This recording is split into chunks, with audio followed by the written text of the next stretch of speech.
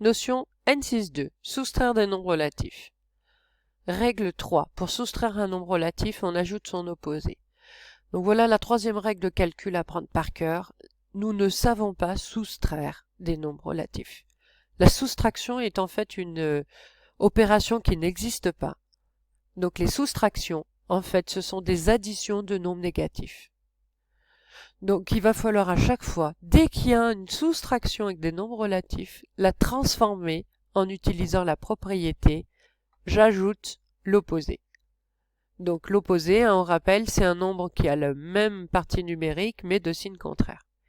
Donc bien faire attention, donc pour soustraire des nombres relatifs, on ne peut pas le faire directement, il y a forcément une étape. Et donc si vous ne l'apprenez pas par cœur, vous risquez de faire des bêtises. Donc ici, le premier nombre par contre, il ne bouge pas, le premier terme. J'ai soustraire le nombre moins 8, donc j'ajoute l'opposé de moins 8 qui est plus 8. Et ensuite je reviens aux règles sur l'addition. Plus 9 et plus 8 sont de même signe, donc j'applique la règle numéro 1 qui dit qu'on garde le signe en commun, donc positif, et j'ajoute les parties numériques, 9 plus 8, 17. B, moins 19, moins 23. Donc c'est une soustraction, je garde le moins 19 et je transforme la soustraction en ajout de l'opposé. L'opposé de moins 23, c'est plus 23. Ensuite, j'applique la règle numéro 2, puisqu'ils sont de signes différents. Moins 19 est négatif, plus 23 est positif. Donc, je garde le signe de celui qui a la plus grande partie numérique. Entre 19 et 23, c'est 23 le plus grand. Donc, c'est positif le résultat. Et je soustrais les parties numériques de 19 pour la 23. Donc, 19 pour la 20, il manque 1. De 20 à 23, 3. 3 plus 1, 4. On passe au C. Moins 32, moins plus 5. C'est une soustraction. Donc je garde le premier terme, moins 32, et j'ajoute l'opposé. L'opposé du nombre plus 5, c'est moins 5.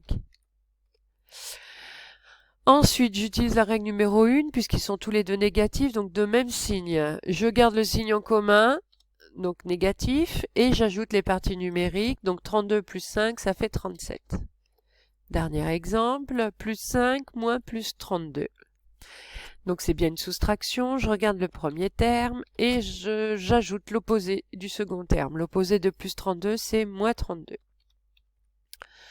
Ensuite, je vais appliquer la règle numéro 2 puisqu'ils sont de signes différents. Plus 5 est positif, moins 32 est négatif. Je garde le signe de celui qui a la plus grande partie numérique.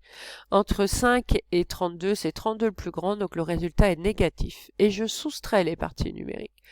Donc de 5 pour la 10, il manque 5. De 10 pour la 30, il manque 20.